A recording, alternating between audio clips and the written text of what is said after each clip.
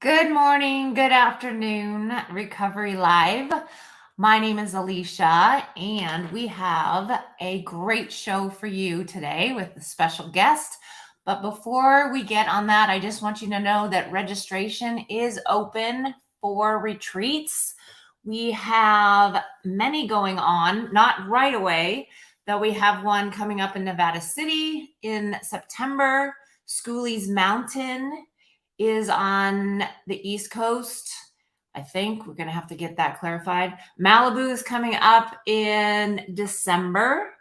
And so all registrations are open. Also, a virtual retreat we're planning to have again in January. I know that's far away, but not really. It's only 6 months away.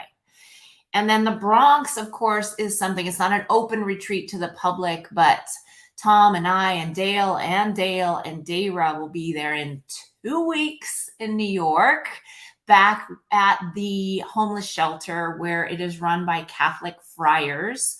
So we are going to be there in 2 weeks. There's also things around that I'm going to let Tom, when he comes in a second, clarify, because I don't know all. Oh, that was another retreat I missed. Did you see it? And so I know we're going to help with homeless something, and then there's a dinner that we're going to, and maybe even something on Sunday. So let's go ahead and bring Tom on so he can give us more details about New York in a couple weeks. Fill in the blanks for me. Yeah, thanks. It's great to be on as we're teaming up again to bring Recovery Live to everybody. Yeah, you're right. I'm so excited to hear you say, or Cass said, we have registrations for Schooley's Mountain already.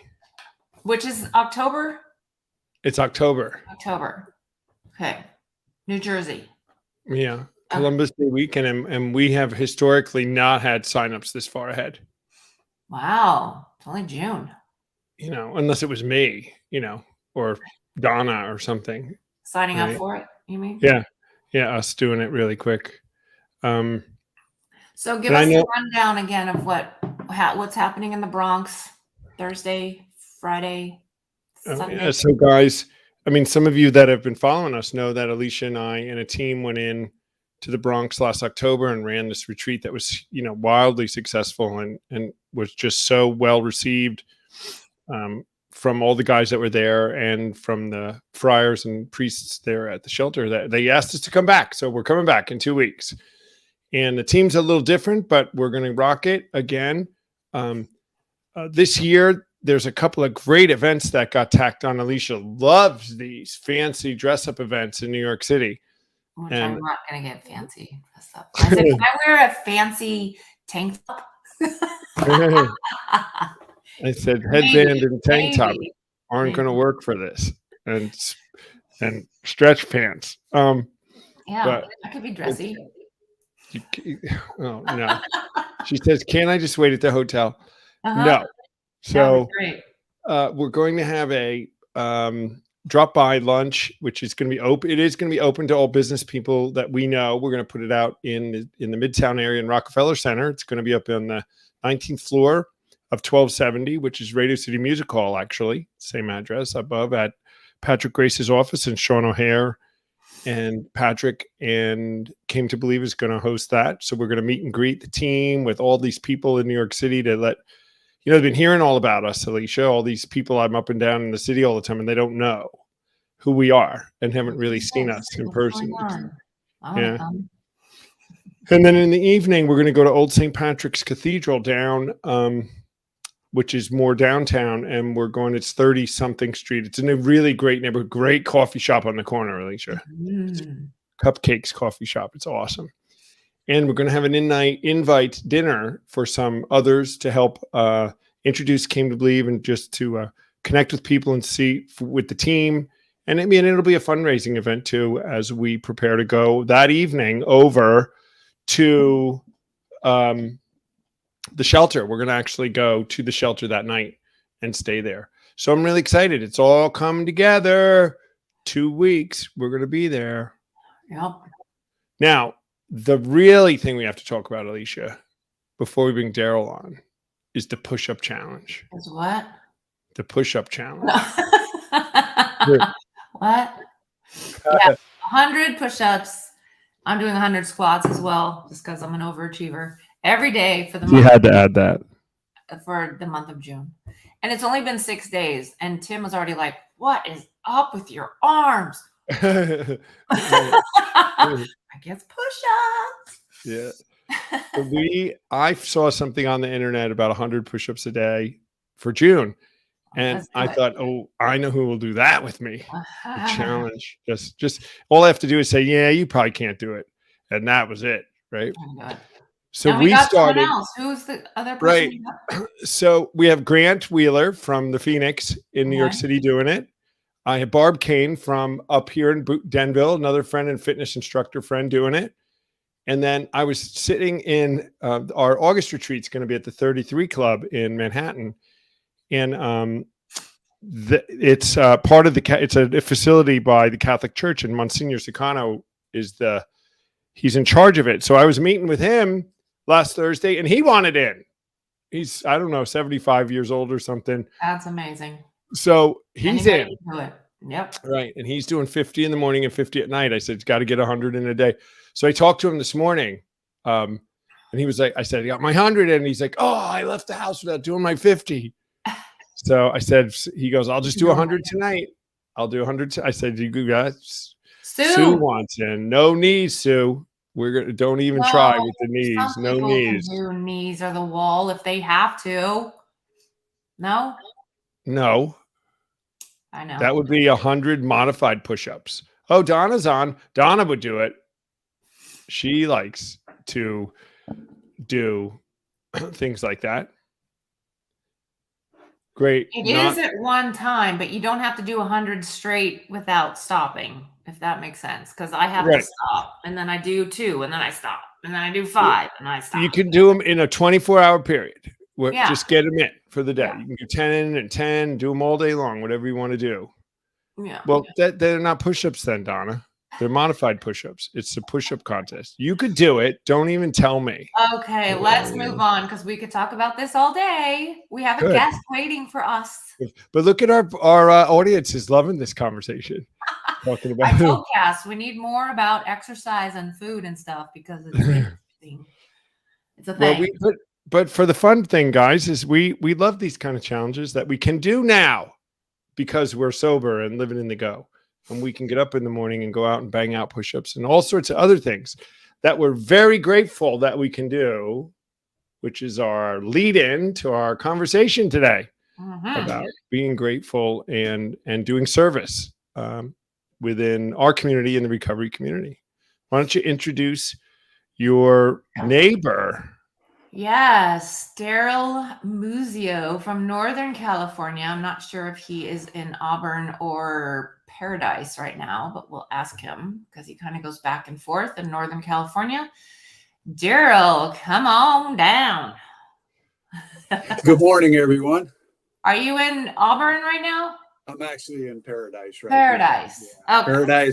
Paradise during the week, and then Auburn, Grass Valley during the weekends. Okay. Yeah.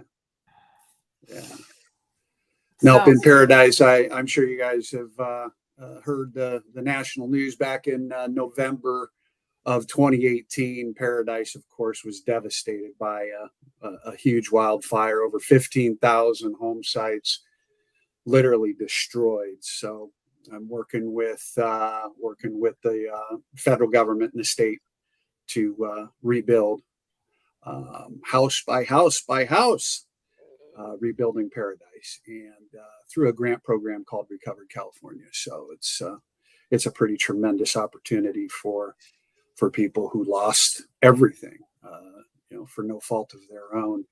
And actually, it's just so awesome to be able to stand there and turn over the keys to someone and just talk about gratitude. It's just the gratitude at that point. And it's just a wonderful thing to be able to be a part of a process that literally gives back to some unfortunates. That's amazing. So and to help restore. Yeah. Not only do you practice gratitude and being grateful in recovery, but also in your real life job. Yeah, that's exactly right. But, as Tom said, in the lead up and in the introduction, I can only do that because I am recovered. Right. And live in the principle of living in the go, right? Steps 10, 11, and 12. That's what keeps me engaged.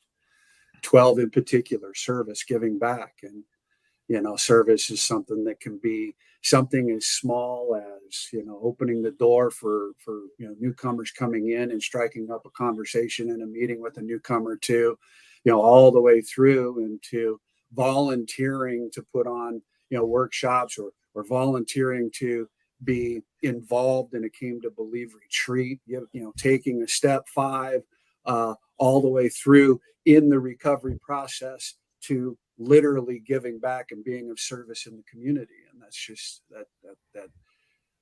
gratitude is just laden throughout, and it takes a dose of gratitude to really keep me, I can only speak for my own experience, strength and hope. And that is for me being grateful for my recovery and always keeping front of mind of where I came from, having that gratitude and being grateful for, the God of my understanding and having that gratitude is what keeps me grounded to be able to serve, to be able to give back and to contribute. So are there tools or strategies that you use, like, because it's impossible to stay 24/7 in gratitude thing? So do you just have awareness around, whoa, I'm doing step 10 probably every night brings you back to awareness. But what is there a tool, or is it step 10 that keeps you on? It's actually, yeah. Step 10 is engaged in action, right? That's if, daily, if I, as a sinful person, right, as someone who is human, right, who engages in activities and maybe I take back a character defect or two, right, during the day. Oops, right? Obviously that happens. And then of course, in the process of engaging in step 10 daily, that allows me to keep my side of the street clean, right?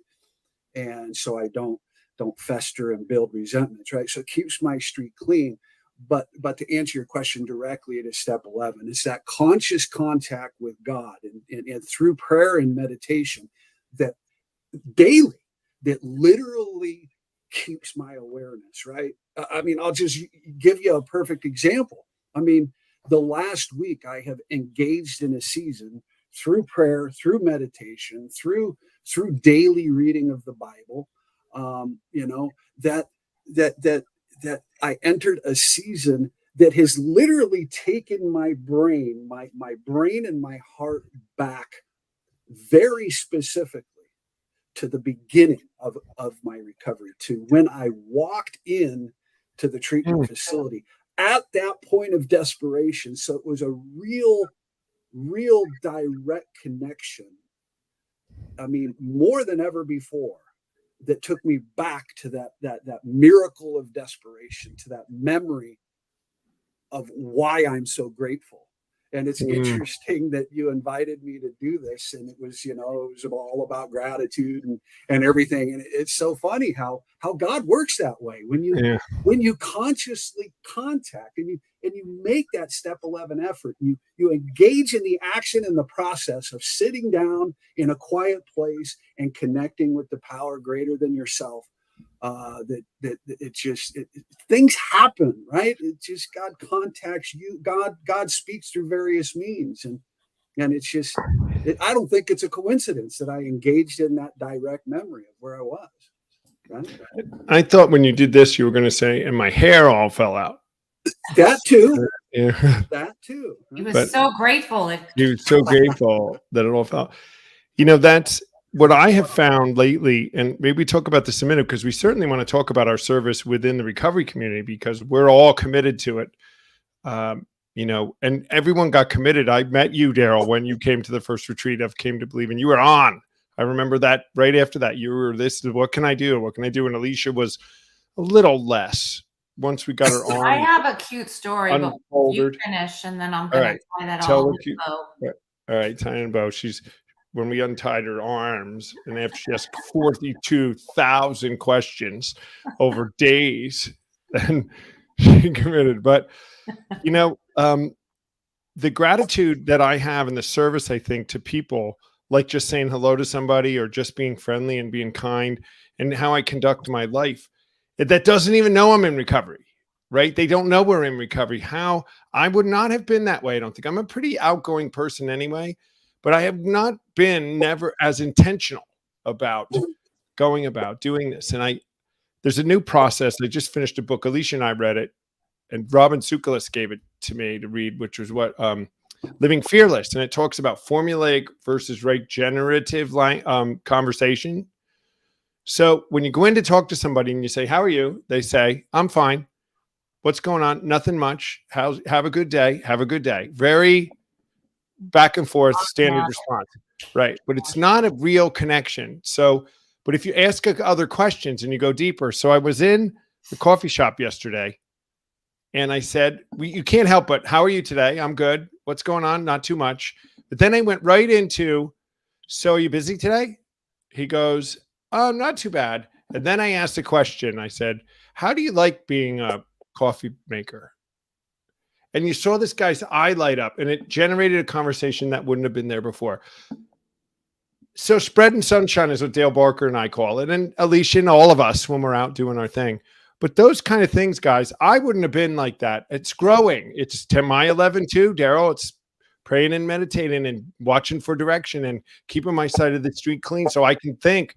I'm not worried about what I'm doing. I'm walking in looking right out. But these are things I'm really grateful for. These are things that keep me in peace during the day, and had nothing to do with recovery as far as directly working with someone. I don't know who that was, but he was happy.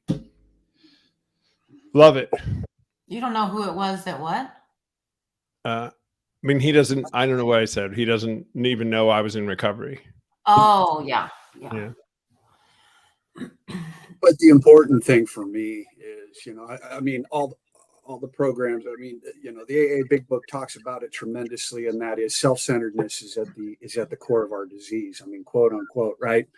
Self-centeredness for me is a huge issue. Pride, ego for me is a huge issue. I have to get myself out of the way. I have to continue to try to maintain a state of humility, because without being humble, that's when I start taking back, my own will comes in, and I start taking back those character defects, and I start, engaging in activities that are not healthy, okay, that are not healthy in terms of the relationships throughout the day. If I'm in my will, I'm not going to be like Tom suggests, bringing light to people, because I'll tell you what, my will, I brought darkness to people. I hate to say it, who I was. That's what I was all about. And that's when I was all up in my pride, and there was no one in my world but me, right? And that led to my obvious complete surrender. Thank God that God led me into my complete surrender and his sovereign power. But I mean, it is that maintenance of humility for me that is so powerful, that understanding that I am not all that, and that I absolutely need the power greater than myself to actually help me. And in that humility and in that understanding, through that generates gratitude for me, right? Through that actually helps me become thankful for his being, for his existence, and for his guidance, coaching, and counseling through my day, so that I can spread light. I can be in a position in my heart to actually engage people in meaningful conversation and relationships. And that's what recovery is all about. Yeah. When you were talking about that, I was thinking that for me, it just kind of happens throughout the day with step 10 realizations, or, oh, there's that defective character. And I taught a class yesterday at the gym, and I could tell that when I walked in, they weren't expecting me. They were expecting someone else, because I just newly took over this class about 6 weeks ago. And all of a sudden, my defects of character came in. Like, they hate me. They don't want me. They want her. It just like automatic. And then I had this attitude right away that I just had to like notice and then I'm like, well, maybe that's not the case, but it was, because he even voiced it and said, I thought this was Mindy's class. And I'm like, oh, like, yeah, she gave it to me 6 weeks ago. And then in my head, I'm like, oh my gosh, you know, but I was able to just, you know, I'm just going to teach the best of my ability. I teach nothing like her. It's fine. And it was fine. But it did put a barrier in between me and the relationship with this couple. And I could feel it. And I was just like, not beating myself up for it, because I could have done that. I was like, this is okay. I'm noticing. Next time, maybe I'll handle it differently, you know? And then I even, after the class, I could tell they did like the class. And he goes, oh, my name is Jeff, by the way. And then I felt bad. Like, I didn't even ask him his name. And that it's just like an ongoing thing in my head. I'm like, well, and then when my step 10 last night, I was like, what can you do better? Next time I can ask people their name and, you know, blah, and then let it go. Just go. So that's a process too, of this stuff happens all day, all the time. We just have to be life on life's terms. Yes. Is that your cute story, or do you have another story? No, that wasn't it. The story was just how coincidence we were talking about before.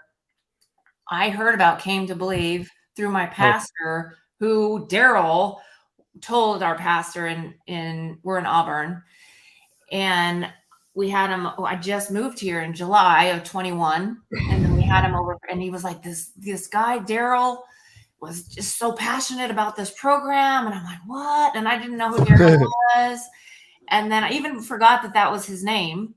But I signed up for the retreat, went in September 21, and saw him teach, but I didn't know that was him. And I was watching people like, I want to do that.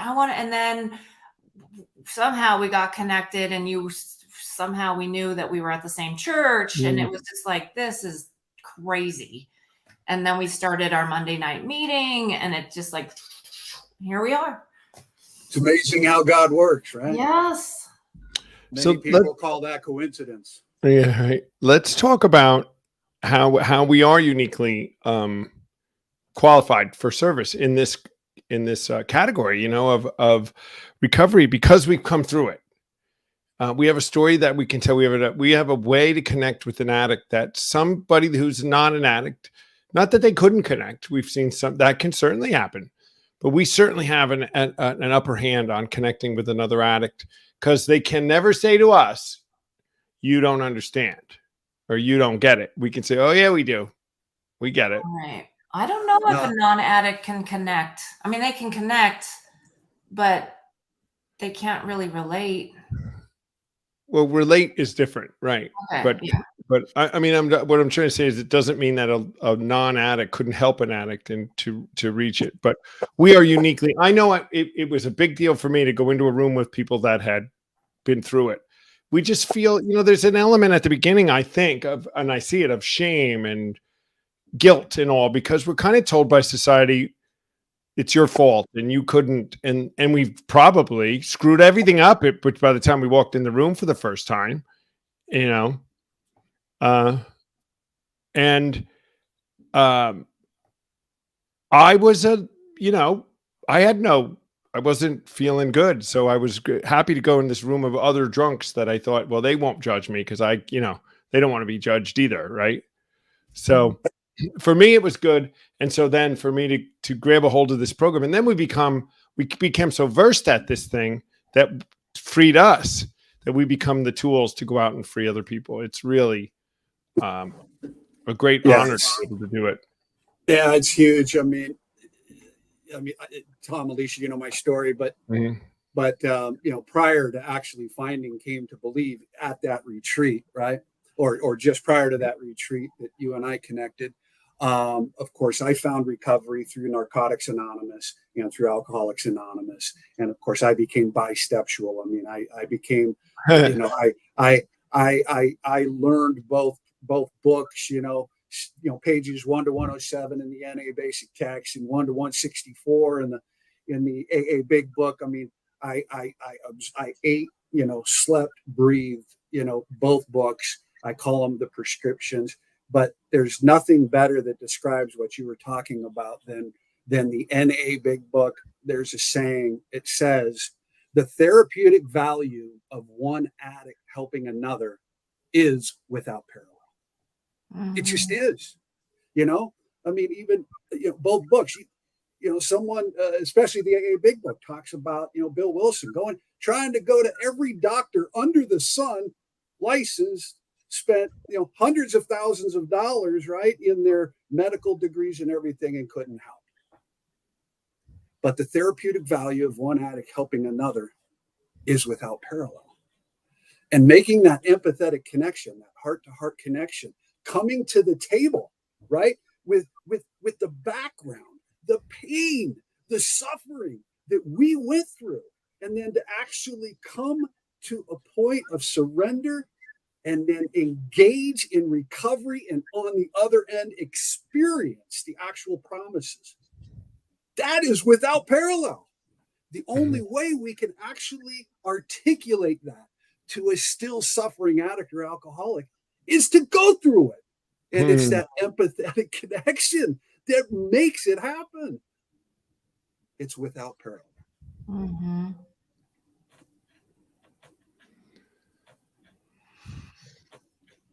It's really kind of a mission now for me, especially, to go out and reach them. I may help other people too, not just addicts. I felt like I was a therapist this weekend. Everybody that was calling me for all kinds of stuff. But like I say, we're grateful for being healthy. Dale Barker says we can be healthier than those around us, as we get healthier, not perfect or anything like that, but we begin to be able to help more than just the addicts. But we are doing some fantastic work with the team that is committed to coming to help with recovery with Came to Believe. And how did that, Alicea, you said it a little bit, but you were not nearly engaged in helping any recovery organization before you came with us, right? I wasn't at all. No. I was going to celebrate recovery, and I was on my path to becoming a leader, but nothing like the extent of that I am now. Yeah. How has it helped your recovery to help other people? It's amazing, because I keep learning and keep growing, even though if I'm even a small group leader, and I've said this over and over and over to so many people, that I feel I learn more from the 10 girls in my circles at retreats than they probably learn from me. And usually it's in the realm of, I'm more like discipline and work and let's do it. That's not a hidden fact about me. And they're more of like surrendering and God, and which I want, but I tend to go back to the workspace stuff. And it's just a constant reminder that I couldn't do it by myself. It wasn't me. And so that's a big one that I consistently get hit on the head with, which I'm very grateful for. And then the fact of just, I've been wanting to be a speaker. I've been wanting to be a leader and training and do developments, and wasn't sure where that was going to be. I was going to Toastmasters and how to speak. And then I was like, I don't know where I'm going to use this. And now I'm like using it all within Came to Believe. And then we're helping, Tom and I are helping other speakers, and it's just growing from there. So yeah, it's helped me in so many ways. And feeling accountable, like we hold each other accountable. I don't want to be a hypocrite. So I don't want to be teaching and leading and then being a totally complete different person when I'm not on stage. And then admitting on stage or wherever my faults, because I fall a lot. Keeps us humble. She does. Yeah. She does. Constant humility. And she does. Another story. And of course, you have Tom keeping you humble too. Right. But there was a couple months ago now, I was talking to Daryl in our meeting on Monday nights, and I was like, I don't even know what it was anymore. Thank God. Something was just bothering me and blah, blah, blah, blah. And he said something simply like, well, are you doing your step 10s every night? And I'm like, no. Oh. So I've been doing it. And lo and behold, it's been amazing. So I just need the constant people around me, the right people, so I can get Keeping back each up. other accountable. Yeah. And that's part of Yes. service. That's part of our Yep. service, where we stay connected to each other in a fellowship. Absolutely. We know what we've been through and what we all need. And we Yep. do hold, because of this, accountable. I mean, the other thing is that we all are kind of following the same set of tools we're using. So it's easy to help each other and pick it out for sure. That's the good one. Did you do your step 10? I love to say that one. So sounds like a step 10. People are like, start there. If that doesn't work, we'll keep talking. But right. And it But was. don't ever forget, because I mean, some days, like myself, I mean, we have better days than others. Some days we go through, life on life's terms without offending anyone or without making a Right. mistake. And we always fall into the trap, of course, of thinking that it's only about offending others. Believe me, I offend myself sometimes, right? We have to put ourselves on the step 10 list. But the point being is that there are days where I don't offend anyone or myself, that on the whole is just a really good day. And I know all of us experience those. But then all of a sudden I can't allow my will to come in, right? And start grabbing back my character defects in all of that pride. Man, I had a great day. And oops, no. You've got to continue to remain at peace, remain humble, and engage daily in the step 11, prayer and meditation, that conscious contact with God as we understood it. And also, of course, in continued service. And if on that good day, that's not an excuse for me to sit there, oh man, I'm feeling so good, I don't need a meeting, or I don't need the, come on, Recovery Live, right? Hey, Tom, I'm sorry I can't make it today. I'm feeling good, right?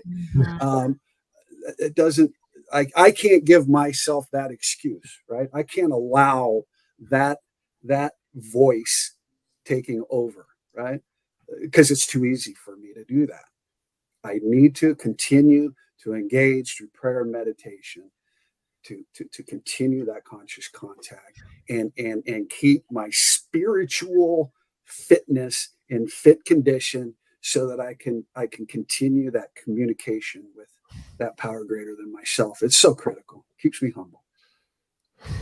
Consistency, right, in all areas is needed, with fitness, nutrition, and our recovery life, and totally. And like with the step 10 lately, it's been really boring. And that's okay, because it's like, no, everything's great. No. But I'm going to keep doing it, because eventually something's going to happen, and then I'm going to be in the habit of doing it. And then I can write more if I need to. But that's when I think I would be like, well, I'm good. I don't need to do this anymore. That was great. But I'm not going to do that. I'm going to keep doing it. And I'm going to do the same things in relationships and nutrition and food and exercise and all the things, because consistency is where it's at. It says continue to take personal inventory. Yes. So we got to do it. And I say this often when I teach step 10. I think you do too. Dale Barker says it too. It gets boring.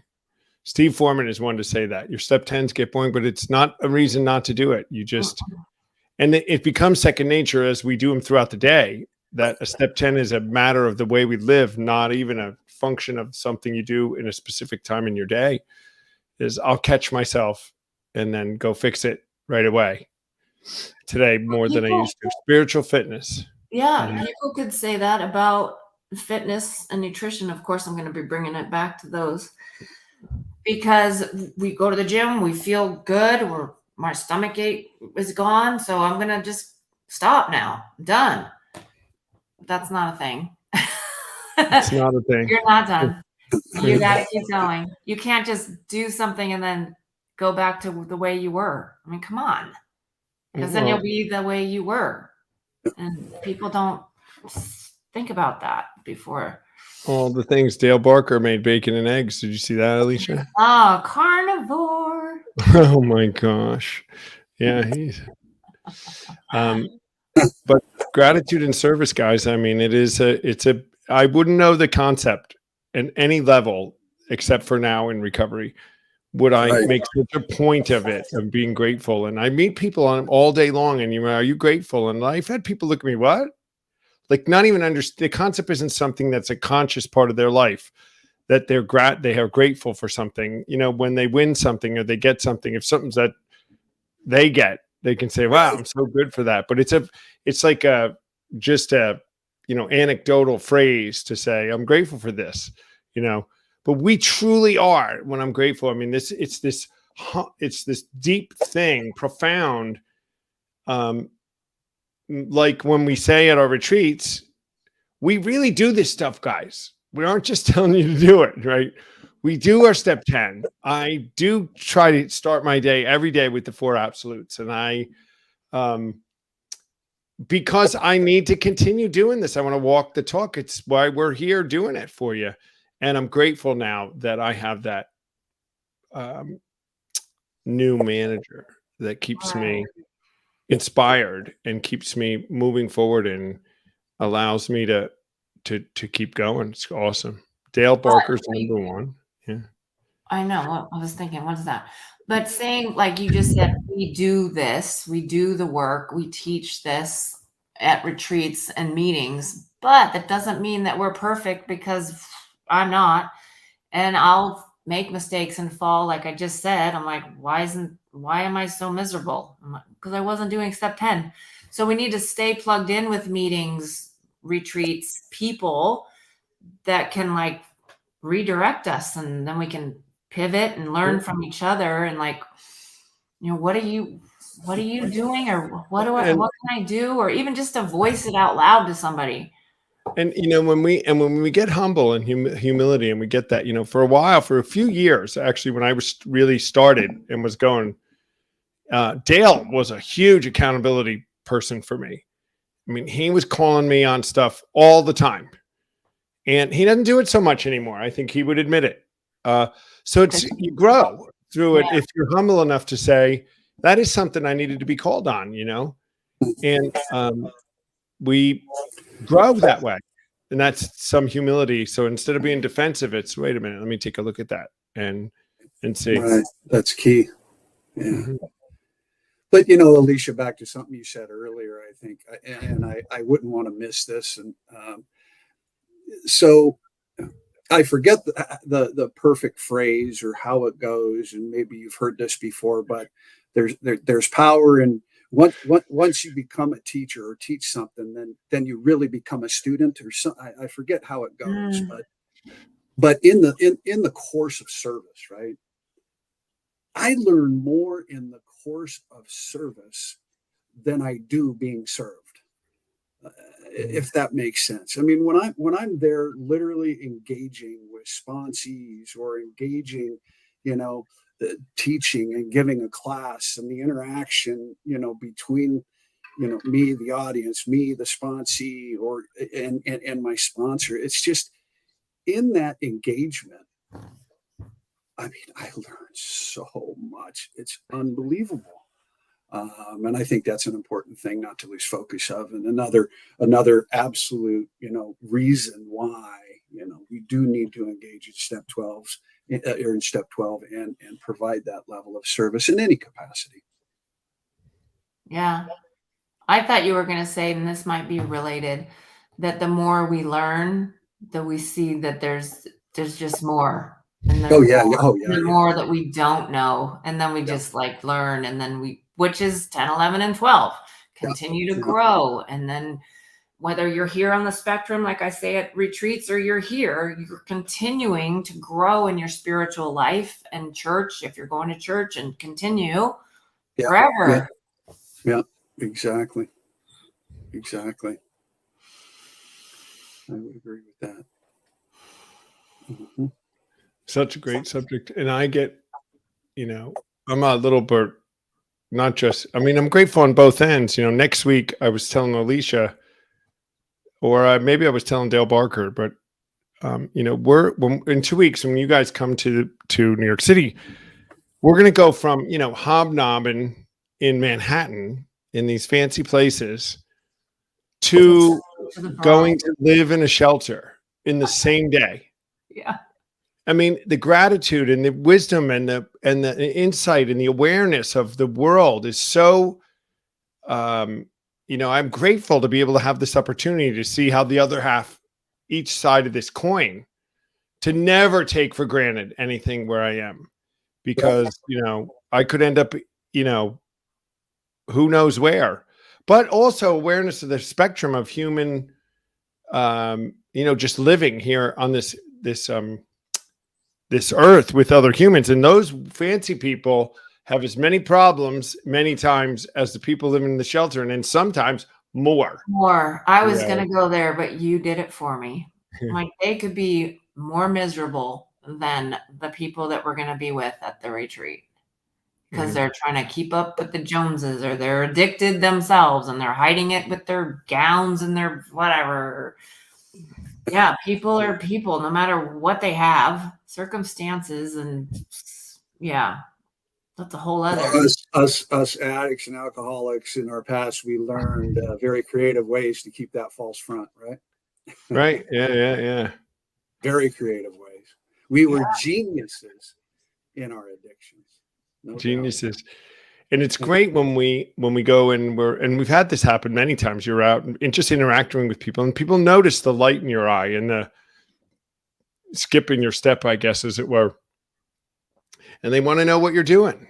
And we say, well, we're living in the go. 10, 11, 12, not perfect, but hardly ever wrong. Right, Alicea? Hardly ever wrong. Yeah. Not perfect. Wrong, but I can admit I'm okay with that. Alicea just asks a lot of questions. She's not really wrong. She just asks questions about everything. But that's a good thing. How do you learn if you don't ask questions? Right. That's right. Yeah. So gratitude. It's grateful too. And today after we leave here, I have to go take my father. Yesterday, me and my sister went. My sister and I. Me and my sister. I always get that messed up. We went to the assisted living where my father's in the independent part of it, and he's got to move to the assisted part of it. He can't manage on his own, but he doesn't think so. He thinks he's okay. So we went to look at it yesterday, and you feel, you talk to the people that run it, and they say like every single person who has to move their parent in has the same battle, and the parent, very few want to go. They all fight it a little bit, but they have a strategy to it. But I thought, being grateful about, I just don't know. It hit me with this little room, like it was smaller than my bedroom in my thing, is the room he's going to have. Now there's a lot of common area and stuff he can do, but his room is small. I thought, here's this guy who fought in the war, raised 6 kids, and his life is reduced to this room he has to live in. Now, today we're going to go take him and show him. We're going to walk. It's just down the hall on the other side of the facility he's already in, to show him what he's going. But grateful that I'm sober today to go take care of my father and to do this, which never would have happened, years back. I wouldn't have had anything. And so it's, I'm like you, Daryl, had this revelation that brought you back to the gratitude of when you began.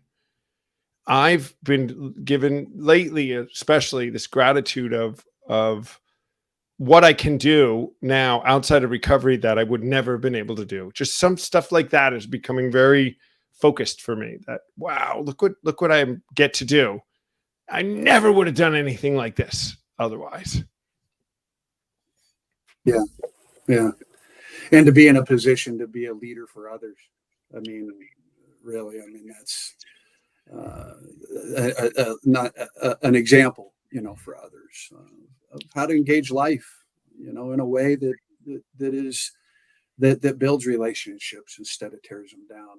That's an awesome thing. I wish Lisa was on in the background. She might be listening though, because one of my greatest ambitions was to be Lisa's boss someday. And she used to shake her head. We worked together at the university, and then today I'm not really her boss. We work together. But what? Yeah, she changes my mind and does it. This is the real boss. See, Cass knows.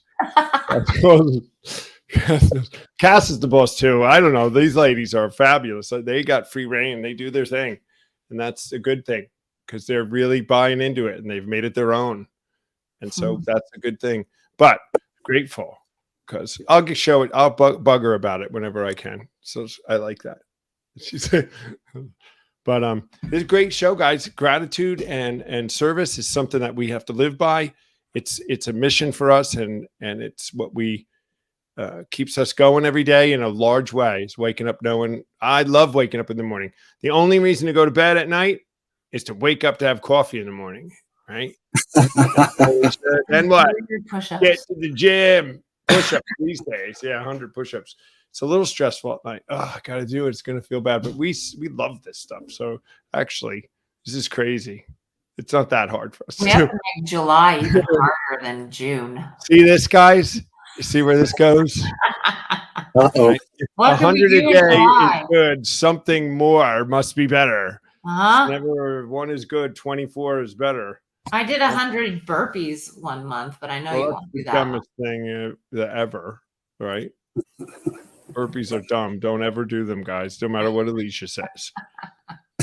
Stu Foreman did 2. 98 to go. It's very good. Well, that was a great show today, I think, guys. Thanks for coming on, Daryl. Hey, my pleasure. I really enjoyed it. You guys out in the audience, if you're interested in any things that we're doing and want to follow us, you want to help us along, give us support any way you can. We need volunteers. We want people to come see what we're doing. We need some financial support so we can keep doing it. Because, guys, we're going to the shelter and we're providing this retreat for free, but it's not free. Yeah.